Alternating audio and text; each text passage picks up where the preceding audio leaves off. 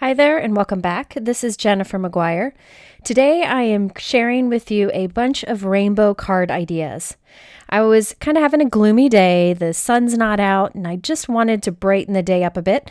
So I decided to break out a bunch of products and create as many rainbow cards as I could. I came up with a bunch of card ideas, many of them using techniques you've seen me do in the past, but this time everything is rainbow. So I'm going to go through them pretty quick since there are so many examples, but I'm hoping they inspire you. I also am featuring many new products from Altenew. This is their current release and there are lots of products, so I thought this was a great way to showcase them. The first technique to create a rainbow background is to use embossed resist. This is a great way to create a colorful background in no time at all. You can see my example here. It uses a new Altenew stamp set that is really fantastic. It's the Mega Succulent stamp set. That big image there is about 5.5, a little bit over 5.5 by 5.5. And then there are the sentiments on the bottom. I'm going to white heat emboss this image onto a piece of Tim Holtz Distress watercolor paper. Any watercolor paper will work. I'm using my MISTI stamping tool simply because I'm making a few of these at once, so it'll save me time. I'm putting a little temporary tape onto my watercolor paper to tape it into the MISTI. Then I will stamp that background with VersaMark Ink. I'm first using my anti-static powder tool just to be sure that I get a nice crisp result. So when you're stamping a large image like this, you want to put a lot of muscle into it to make sure that you transfer all the ink onto the paper. If you don't have a MISTI stamping tool or a block that's big enough, all you need to do is lay the stamp down on your desk and then lay the paper onto the ink to stamp. After I have white heat embossed the background, it's time to add color. I decided to use Zig Clean Color Real Brush pens and apply color starting in the inside and working my way out in a fun rainbow order. You'll see I'm not taking much care to make sure that I color perfectly. I just want to put down as much color as possible, starting in the inside, working my way out. I chose to use Zig Clean Color Real Brush pens because when I spray this with water, the color will move and blend and I'll get a beautiful watercolor look. If you don't have these markers, you can try other markers, or distress inks work great for this too. Just rub the distress ink onto the paper. Okay, so now I want to spray this with water, but I want it to have a little shine. So I actually put about a teaspoon of Perfect Pearls, that's the pigment powder you see there, into a water bottle, and I shook it up, and now I'm spraying it generously onto my inked background. Now that white embossing that we did will resist the color on top, and that's why you can see those white lines. The Perfect Pearl will give some shimmer to this, but if you don't have Perfect Pearl, regular water would work too. Here I'm using my heat gun to kind of move the color around as it dries. Once I'm done, I'll set it aside to dry on its own, and look at that beautiful background that you get with little effort at all. I like that the water does the rainbow effect for you. I added a sentiment from the new Altenew Dearest Friend stamp set, which I'll show you in a moment. Here's another background that I created using the same technique, also with the Zig Clean Color Real Brush pens. I just did the colors in a different order. For this one, I stamped a sentiment and then cut the sentiment into a bunch of strips and added into the center of the card. This sentiment is from a great new stamp set from Altenew. It's called Sincere Greetings Stamp Set. It has these beautiful script sentiments and then longer, smaller sentiments that are perfect for the inside of cards. But for this card, I used one on the outside of the card. Okay, my second idea is to create inked rainbow die cuts, and this technique actually creates 2 cards for me at once. You can do this with any die, but I decided to go with the large, intricate die that is new from Altenew. You can see the die here. It also comes with an outline die to cut the whole piece out, but I'm not going to be using that for this first card. So I'm going to go ahead and cut this from a piece of 4 by 5.25 inch white cardstock. I'm using my Gemini Junior die cut machine, but you can use any die cut machine to cut this. Once I've run it through, I want to keep all the pieces in place. So I'm putting some full sticky Post-it notes on the back of this. That helps to hold the pieces in place while we ink over it. I can reuse these Post-it notes when I'm done. Okay, so now I'm going to flip this over and apply ink. You can use pretty much any ink for this, but I decided to use Distress ink since they blend so nicely. I'm using an ink blending tool and putting picked raspberry towards the center very heavily, and then kind of putting a lighter layer around it. Next, I'll come in with some scattered straw and apply that around the pink area, being sure to overlap with that pink area to create an orange. On the outside, I put peacock feathers, and I let that overlap with the yellow so that I create green. So I only used 3 colors of ink, but it looked like I used many more. When I was done, I spritzed it a few times with that perfect pearl mix of water, and I'm setting that aside to dry. While that dries, I went ahead and cut another white die cut, which you can see there to the left. And then I'm using just the outline of the die to cut from some double-sided adhesive. This will really help me with the die cut inlay technique that I plan to do. So here I'm removing the release paper from one side and adding the white die cut on top. Now all of those areas, all those little nooks and crannies in the white die cut are actually exposed adhesive. So now we can inlay all of our colored pieces into this. So now that that other piece is dry, I can go ahead and pop all of these little pieces into the open area on that white die cut that's there to the right, and it's just popping right into the adhesive and it'll hold it in place. Now I'm going to use the negative space that's left over on the left for another card, so we'll end up with 2 cards from that one inked die cut. Now at this point I realized I probably should have put this on the card from the beginning, so I removed the other side of the release paper and I'm laying that onto a white note card, and then I will continue and do all my little die cut pieces. So I should have probably done that at the beginning, but I didn't think of it, so I just thought I'd show you that sometimes you kind of have to go with the punches. Another thing you can do to remove the little pieces from the colored die cut negative space onto your card is to line up the openings and then just press the little die cuts in, and it transfers them into the exposed adhesive, and it really saves quite a bit of time. There are many ways to do die cut inlay. This just seemed to be what worked best for me at the time.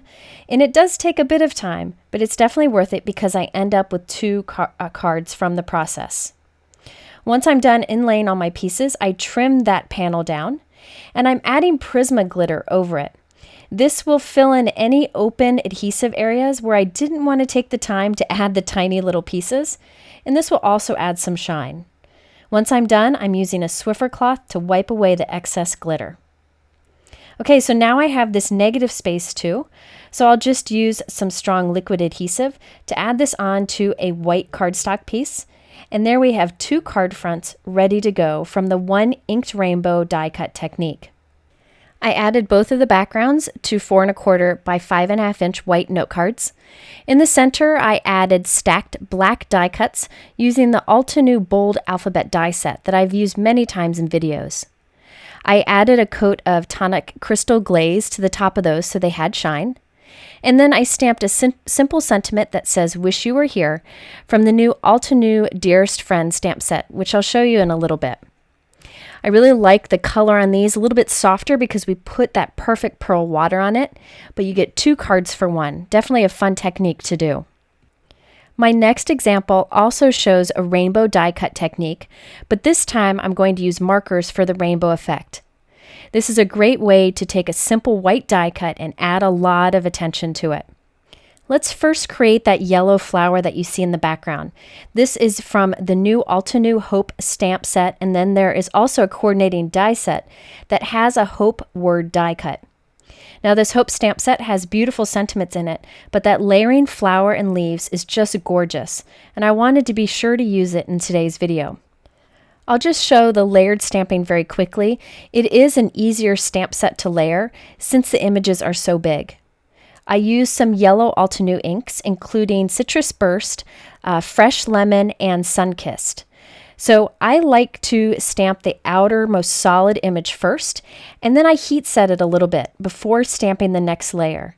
This keeps the inks from kind of softening and blending into each other and keeps them nice and crisp. After I stamped the layers of my flowers, I also created some leaves from the same stamp set. You can see the beautiful layering you get. Now it's time to create our die cut for the coloring. I'm taking a piece of white cardstock and I'm backing it with some Express It double-sided adhesive from Copic. This is a thick double-sided adhesive. So when we die cut through that thick cardstock and the thick adhesive, the die doesn't actually cut through the back release paper so that it stays together like a sticker sheet. So there I ran it through my die cut machine. You can see the back is still intact. So we can leave it in its negative space while we add the coloring. I decided to use Copic markers to add my rainbow coloring, but you can use any markers that you have or colored pencils or even ink. This gives a really nice blended rainbow look across our die cut. Once I'm done with it, I can remove that die cut out from the negative space like a sticker sheet, and it has the adhesive on the back ready to add to our card. Now for the background of this, I'm using the Altenew Pegboard canvas die cut. I die cut it from white cardstock, and I'm adding it to a 4 1/4 by 5.5 inch white note card. I'll show you more with that background die in a little bit. After I glued down my flower and my leaves, I added my fabulous die cut, and I covered it with tonic aqua shimmer for some shimmer, and with crystal glaze for a little bit of dimension and shine. So I decided not to add any other sentiment to this so that the focus would stay on that rainbow die cut.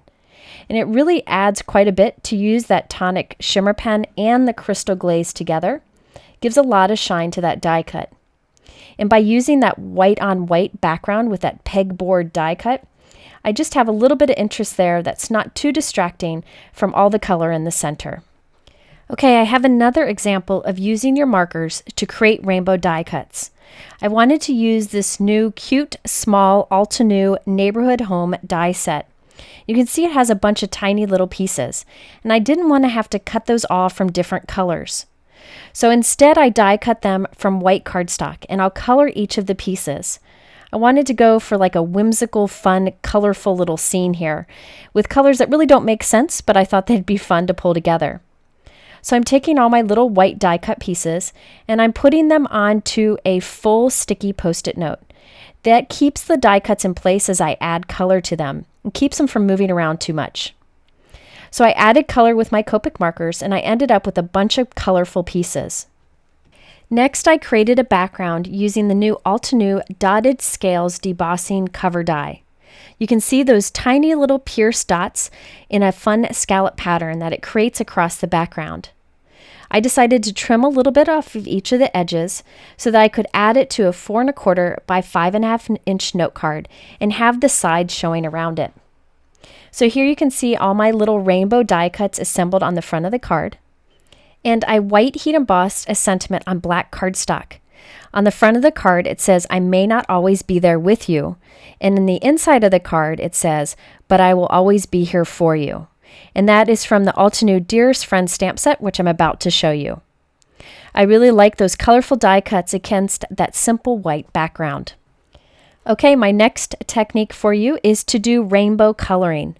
So for this one, you can use any coloring method you want, but the idea is to stamp a bunch of images and color them in rainbow order, even if it doesn't make sense to do so. You could stamp a bunch of houses, a bunch of flowers, whatever you want, and just color them in rainbow order. Here's that Altenew Dearest Friend stamp set that I've been talking about. It has beautiful flora images, but also some fantastic sentiments that I've used many times in this video.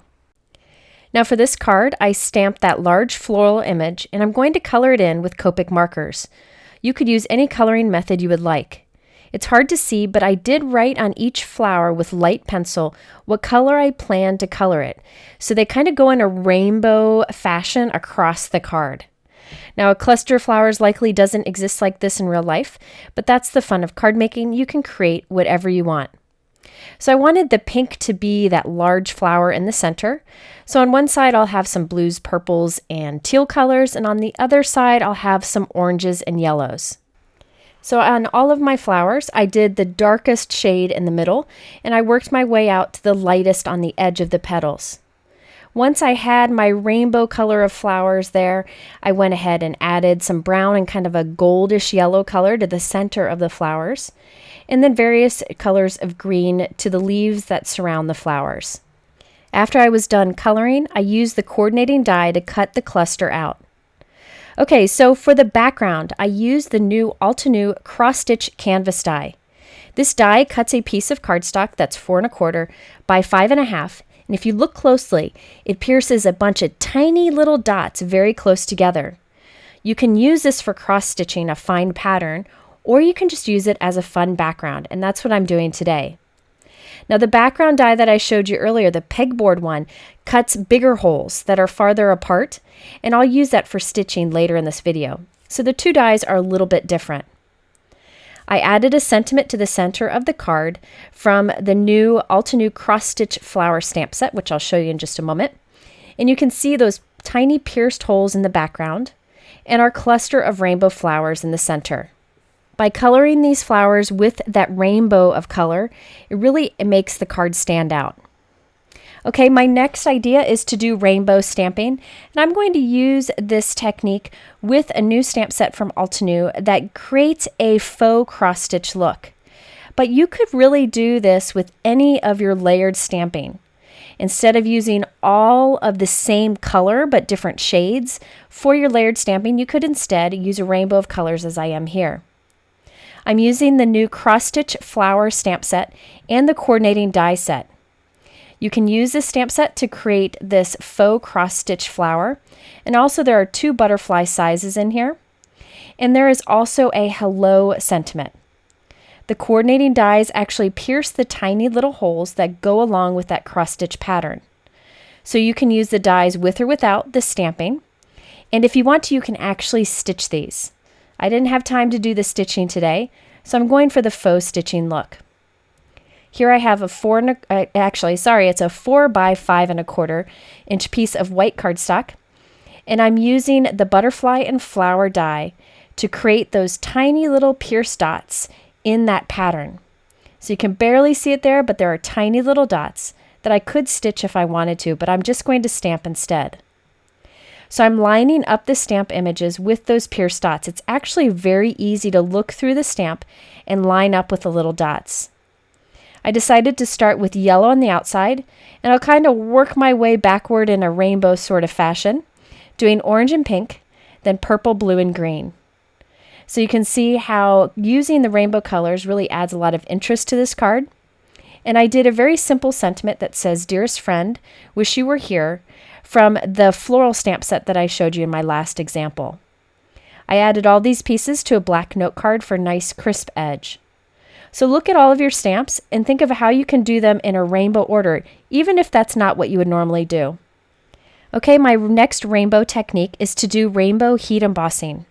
Now, if you have a bunch of different colors of embossing powder, you can easily do a rainbow look. But I know not everybody has all those colors, so we're going to fake it with today's example. I used the same stamp set and die that I showed you in the last example.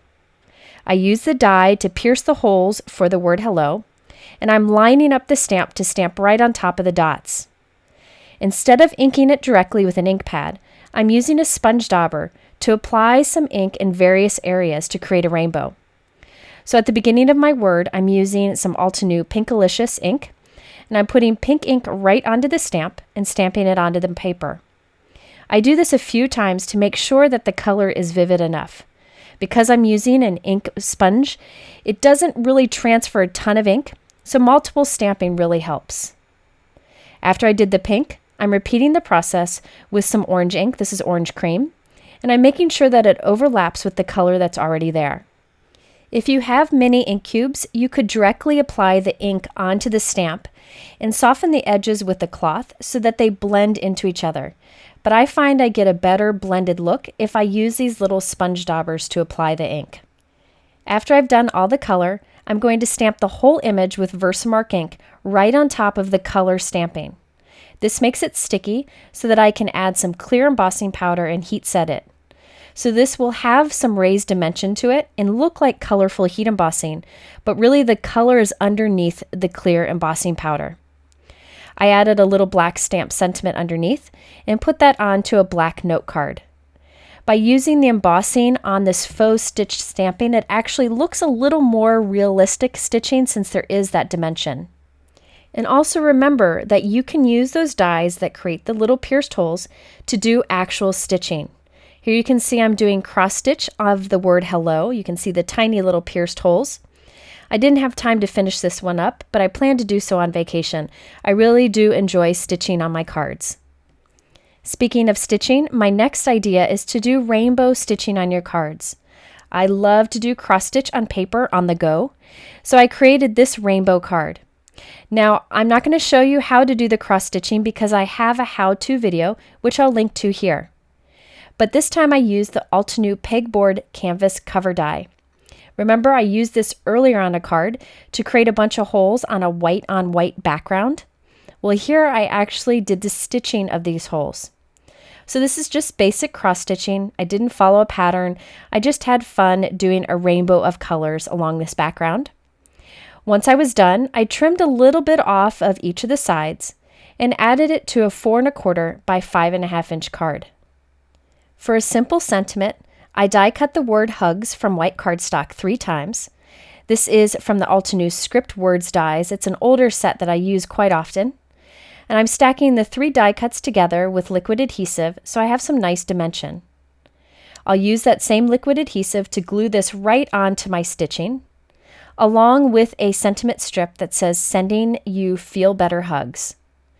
When I spend this much time doing the stitching on the background, I definitely like to keep the rest of the card very simple. Now this did take me a few days to do all of the stitching. If you wanted to save time, you could stitch just a small rainbow heart, maybe on the center of the card.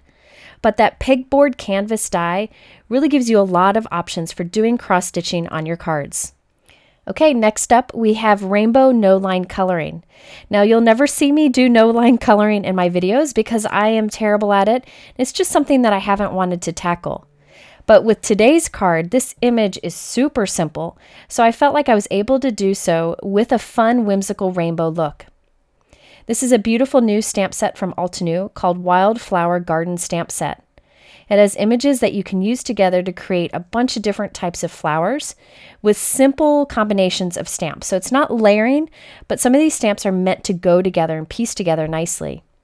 I also like the 2 sentiments on here, including the "You are in my prayers." Here's the key, and you can see some of the flowers that you can create. I already stamped my sentiment onto white cardstock, and now it's time to add the flower. I'm using my MISTI stamping tool because I want to stamp this a few times with a light ink. I chose Altenew Limestone ink, which is a very light color, but I will use this 2nd generation of ink to make it even softer. So I first ink it up and stamp it on scrap paper, and then onto my cardstock. It's a little too light, so I'm going to repeat that right on top. First, stamp it off, and then onto my cardstock. And I actually do this 3 times, and I end up with a very soft image that I can easily color over. You can start with the 1st generation, but that little bit of gray might show through your coloring. So I like to use the 2nd generation. I'll repeat the same process to do the flower on top of the stem. So look through your stash and find your lightest ink and use its 2nd generation to create the backdrop for this technique. Okay, now that we have this super light image on my white cardstock, it's time to color over it with markers. I decided to use Copic markers, but you could use colored pencil, watercolor, anything you want. So basically, I'm just tracing right over the stamping so you don't see any of that gray ink. I start with the light color, and then I add a little bit of darker color just to give it the look of dimension. I did the stems and all the little leaves first, and then I moved on to the flower petals, and this is where the rainbow comes into play. I did each petal a different color, kind of going in a rainbow around the flower. I really wish this type of flower existed in this world because I definitely would plant a lot in my yard, but that's the fun of card making because we can create anything we want. And since this is a simple card, that pop of rainbow really makes it fun. I added a little bit of aqua shimmer to each of the petals and some tonic crystal glaze to the center of the flower. I added that onto a black note card, and there we have another idea for a rainbow card, this time doing a very simple no-line coloring technique. So there you have a bunch of ideas for incorporating rainbow coloring into your card making.